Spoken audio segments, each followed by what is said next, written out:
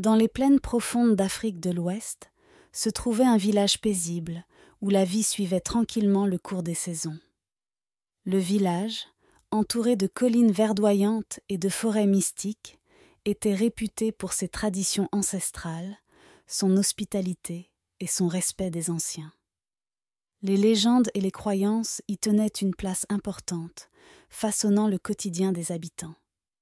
C'est dans ce cadre que vivait une jeune femme nommée Amina, dont la beauté n'avait d'égal que sa bonté.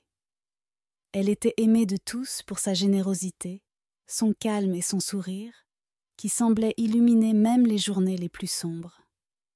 Amina avait épousé Fadou, un jeune homme courageux et respecté dans le village. Leur mariage était l'union parfaite, une alliance célébrée avec faste et bénédiction, à laquelle tout le village avait pris part. Fadou était un homme robuste, travailleur et intelligent, qui tenait une place importante dans la communauté. Sa famille, bien que modeste, était respectée grâce à l'influence de sa mère, Maman Koto, une femme âgée, mystérieuse, mais très respectée pour sa sagesse. Cependant, derrière l'apparence sereine de cette union, des secrets enfouis commençaient peu à peu à ébranler la vie tranquille d'Amina. Si son mariage avec Fadou semblait idéal, la présence constante de sa belle-mère, Maman Koto, jetait une ombre sur son bonheur. Cette femme, aux yeux perçants et à l'apparence sévère, dégageait une aura mystérieuse, presque effrayante, qui mettait Amina mal à l'aise. Dès le premier jour de son mariage, Amina avait senti qu'il y avait quelque chose d'étrange chez Maman Koto. Bien que la vieille femme soit respectueuse envers elle, il y avait une certaine froideur dans ses manières, comme si elle cachait quelque chose. Ses gestes étaient mesurés, ses paroles rares. Et au fil des semaines, Amina ne pouvait s'empêcher de remarquer des détails troublants. Maman Koto avait des habitudes nocturnes étranges. Elle sortait souvent tard dans la nuit et revenait aux premières lueurs de l'aube, sans jamais expliquer où elle allait. Amina, malgré ses inquiétudes, ne voulait pas faire de vagues.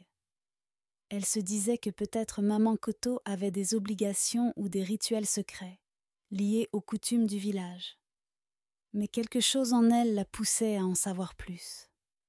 Fadou, son mari, semblait ne pas se soucier de ces disparitions nocturnes.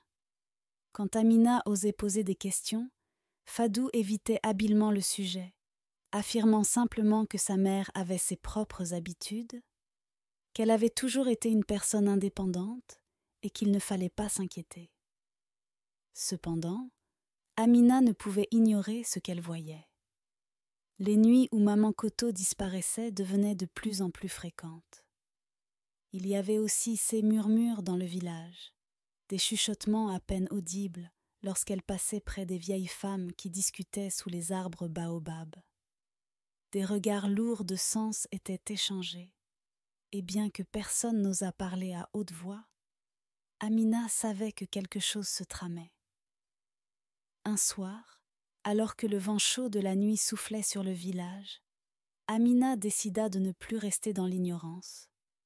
La lune était pleine, et l'air semblait chargé d'une énergie étrange. Maman Koto quitta la maison comme à son habitude, marchant rapidement dans l'obscurité.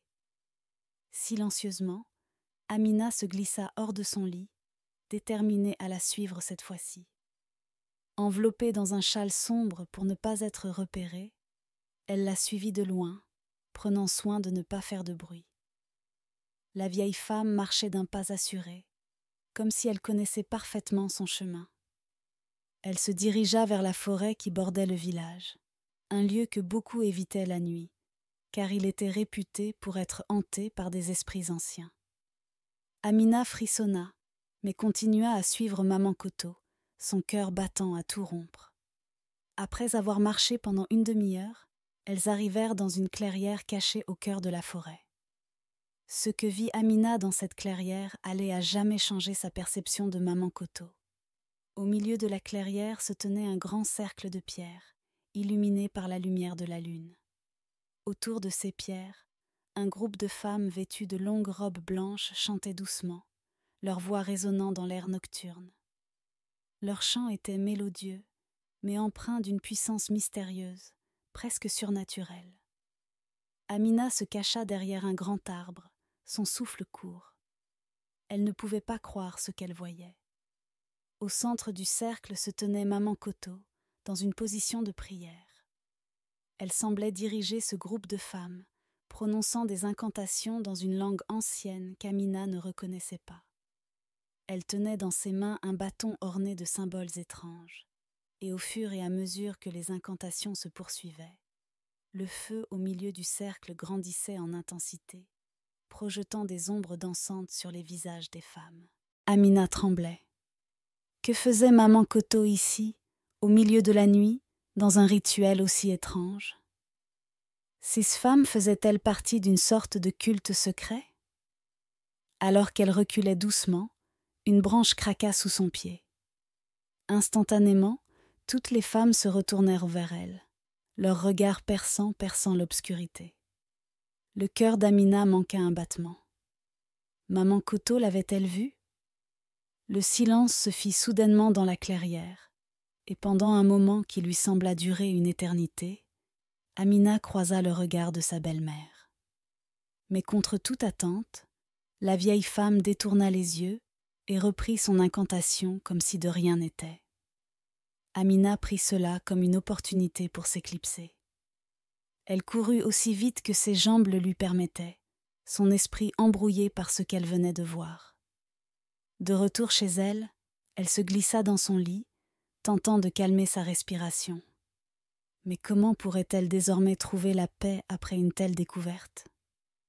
Le lendemain, Maman Koto agissait comme si rien ne s'était passé. Elle préparait le petit déjeuner, échangeait quelques mots avec Fadou et se comportait avec Amina comme d'habitude. Cette apparence de normalité était déconcertante. Amina ne savait pas quoi penser. Avait-elle rêvé toute cette scène? Était-ce le fruit de son imagination? Mais non, elle en était certaine. Ce qu'elle avait vu la veille était bien réel. Les jours passèrent, mais Amina ne parvint pas à oublier ce qu'elle avait vu. Elle était tourmentée par des questions sans réponse. Que signifiait ce rituel? Pourquoi Maman Koto ne lui avait-elle jamais parlé de cela? Chaque fois qu'elle tentait d'aborder le sujet avec Fadou, il restait évasif, comme s'il était soit dans le déni, soit lui-même ignorait la vérité. Un jour, ne pouvant plus supporter ce secret pesant, Amina décida de rendre visite à Maman Ngoma, la grande-tante de Fadou. Maman Ngoma était une vieille femme sage qui vivait dans un village voisin. Elle avait toujours été en désaccord avec Maman Koto, et Amina pensait qu'elle pourrait peut-être lui fournir des réponses. En arrivant chez Maman Ngoma, Amina fut accueillie avec chaleur. La vieille femme, bien que sévère de nature, avait toujours eu une tendresse particulière pour Amina. Après avoir bu un thé traditionnel, Amina, le cœur lourd, raconta ce qu'elle avait vu dans la forêt. Maman Ngoma l'écouta attentivement, ses yeux plissés par la concentration. Quand Amina eut fini son récit, la vieille femme resta silencieuse un long moment, semblant peser ses mots avec soin.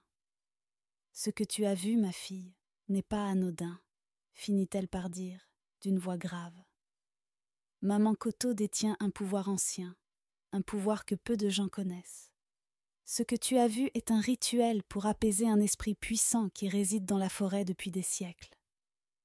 Amina, bouche bée, écoutait attentivement. Un esprit? Mais pourquoi ne m'en a-t-elle jamais parlé? Maman Ngoma soupira. Parce que ce n'est pas quelque chose dont on parle ouvertement.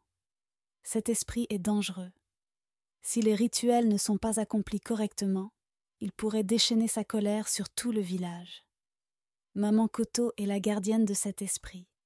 C'est un rôle qu'elle a hérité de ses ancêtres, un fardeau qu'elle porte seule. Amina frissonna. Tout cela semblait si irréel, si lointain des réalités quotidiennes auxquelles elle était habituée. Mais pourquoi ce secret? Pourquoi ne m'a-t-elle jamais dit tout cela ? La vieille femme hocha la tête. Parce qu'elle voulait te protéger. C'est un fardeau lourd à porter, et elle ne voulait pas que tu sois impliqué. Mais maintenant que tu as vu ces rituels, tu es lié à ce secret. Tôt ou tard, tu devras toi aussi assumer ce rôle. De retour au village, Amina se sentait plus confuse que jamais. D'un côté, elle comprenait pourquoi maman Koto avait gardé ce secret, mais de l'autre, elle se sentait trahie. Comment pouvait-elle vivre sous le même toit que sa belle-mère en sachant tout cela ? Devrait-elle en parler à Fadou ? Mais s'il ne savait rien, comment réagirait-il ?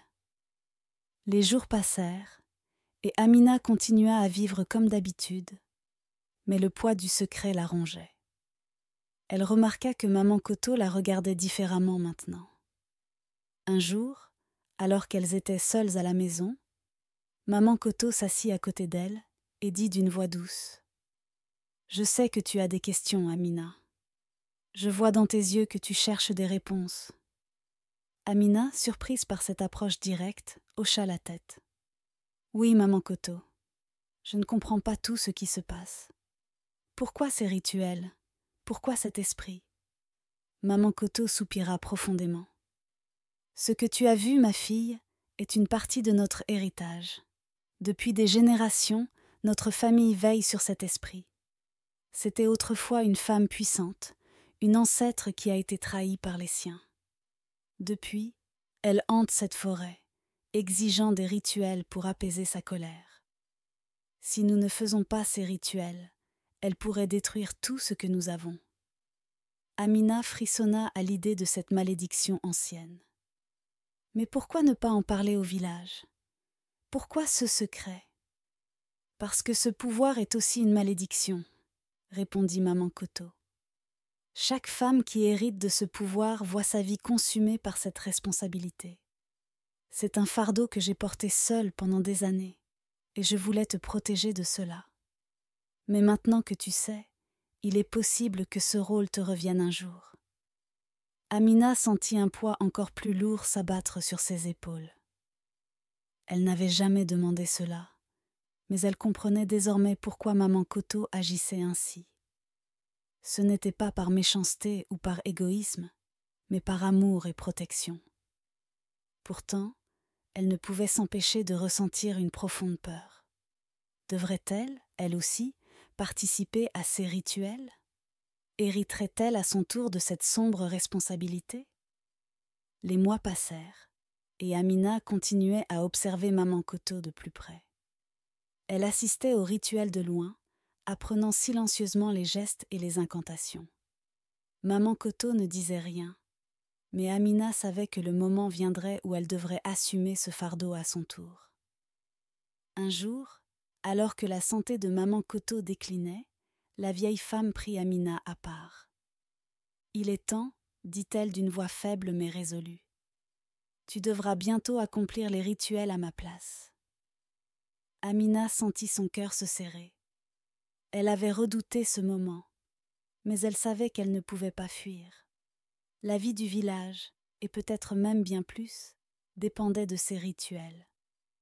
Maman Koto lui enseigna tout ce qu'elle devait savoir, les incantations, les gestes précis, et surtout, l'importance de ne jamais rompre la chaîne des rituels. Et ainsi, un soir de pleine lune, alors que la vieille femme était trop faible pour se rendre dans la forêt, Amina prit sa place. Le cœur lourd, mais résolu, elle accomplit les rituels avec la même dévotion que maman Koto l'avait fait pendant tant d'années. Au fil des ans, Amina devint à son tour la gardienne des anciens secrets. Elle apprit à maîtriser la peur qui l'habitait chaque fois qu'elle se rendait dans la forêt. Elle comprit que ce fardeau, bien que lourd, était une responsabilité qu'elle devait assumer pour le bien de tous. Fadou, bien que toujours ignorant de la véritable nature des rituels, soutenait sa femme dans tout ce qu'elle faisait.